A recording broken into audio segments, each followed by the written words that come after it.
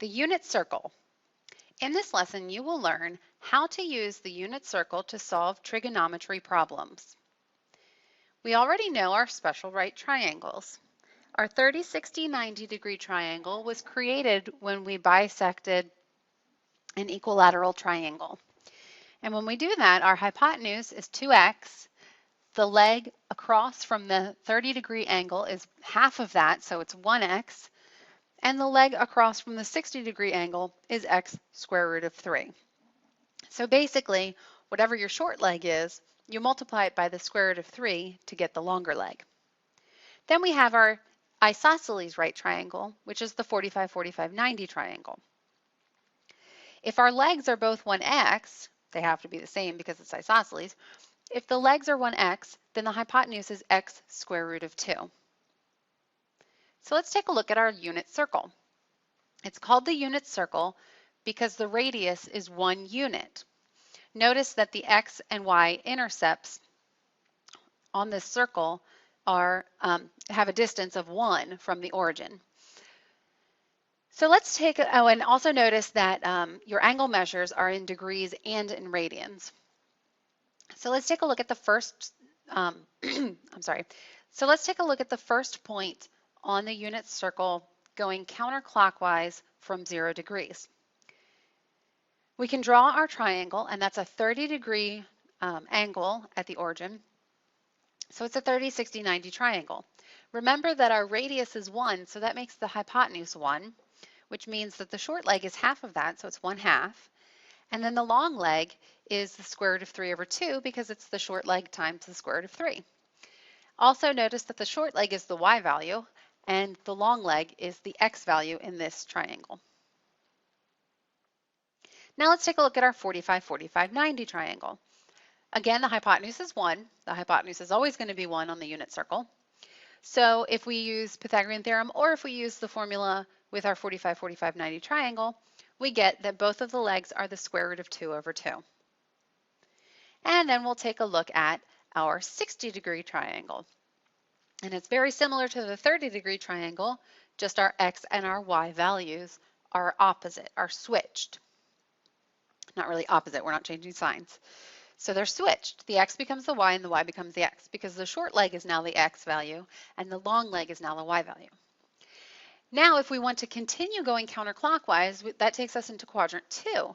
So we can reflect our 60 degree triangle across the y-axis, and all that's going to do is change the x value to a negative.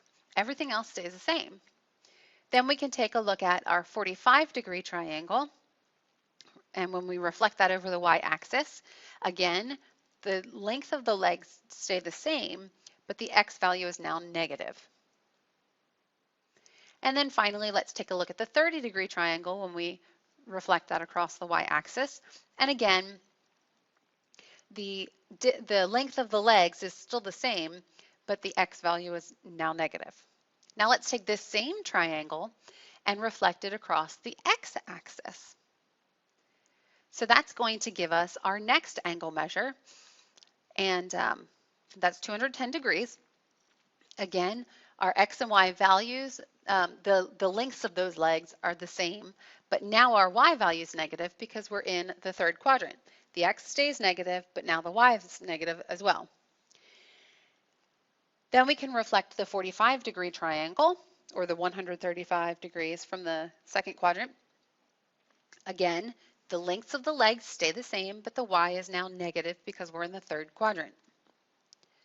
And then finally, we're going to reflect the 120 degree angle, which is the 60 degree triangle. And again, the lengths of the legs stay the same, but the y is now negative because we're in the third quadrant. Now let's go back to the first quadrant. Let's take a look at our 60 degree triangle reflected across the x-axis. So that's what it's going to look like. And again, the lengths of the legs didn't change because this is a rigid transformation. The lengths of the legs don't change, but because we're in the fourth quadrant, our y value is negative and our x value is positive.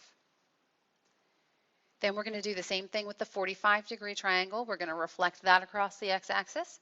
Again, the lengths of the legs don't change, but the x is positive and the y is negative. And then finally, we'll reflect the 30-degree triangle. Again, the length of the legs stays the same, but our x value is now positive and our y value is negative. So there is your unit circle. Notice that if you get the first quadrant, you can apply all of that information to find the second, third, and fourth quadrants. Find the exact values of sine of pi, cosine of pi, and tangent of pi. Now let's remember that the sine of your angle measure in the unit circle is the same as your y value.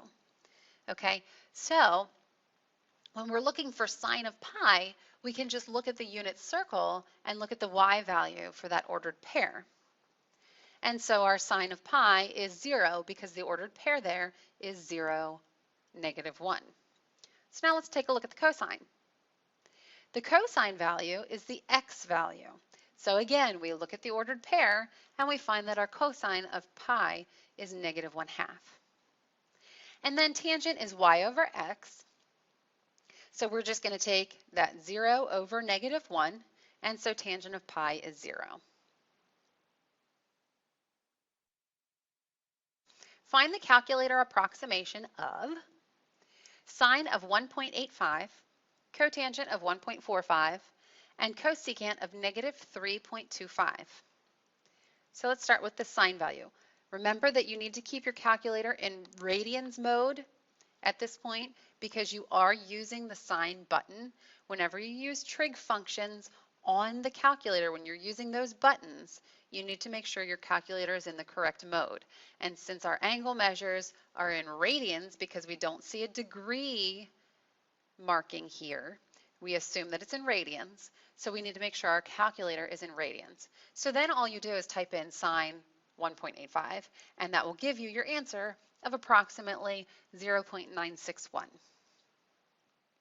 Now cotangent is going to be a little bit different because we don't have a cotangent button on the calculator. So we need to figure out how it relates to one of the 3 buttons that we do have, or the functions that we do have that we have buttons for. And remember that cotangent is the reciprocal of tangent. So cotangent is the same as 1 over tangent of that angle, and our angle is 1.45 radians. So now you can plug this into the calculator. 1 divided by tangent of 1.45, and that gives you approximately 0.121. Again, you need to make sure your calculator is in radians mode. All right, and then cosecant is going to be very similar to what we did with cotangent. We don't have a cosecant button on the calculator, so we need to think about what it is the reciprocal of. Well, cosecant is the reciprocal of sine. So we take 1 and divide by sine of -3.25. And then when you plug that into the calculator, you get approximately 9.24. And we can ask ourselves, do our answers make sense? Well, yes, our sine value is between -1 and 1. Our cotangent can be anything. And then cosecant is either less than -1 or greater than 1. And we do have a number that's greater than 1. Find the exact value or values of s in the interval 3 pi over 2 to 2 pi if tangent of s is equal to -1. So we need to think about, okay, the interval 3 pi over 2 to 2 pi, well, that's quadrant 4. So we know we're in quadrant 4, and now we need to look at where is the tangent value equal to -1. Remember that tangent is y over x. So we need 2 numbers that are exactly the same, but one's positive, one's negative. And that's going to give us 7 pi over 4. Our y over x needs to equal -1, so 7 pi over 4 is the angle that has a tangent value of -1.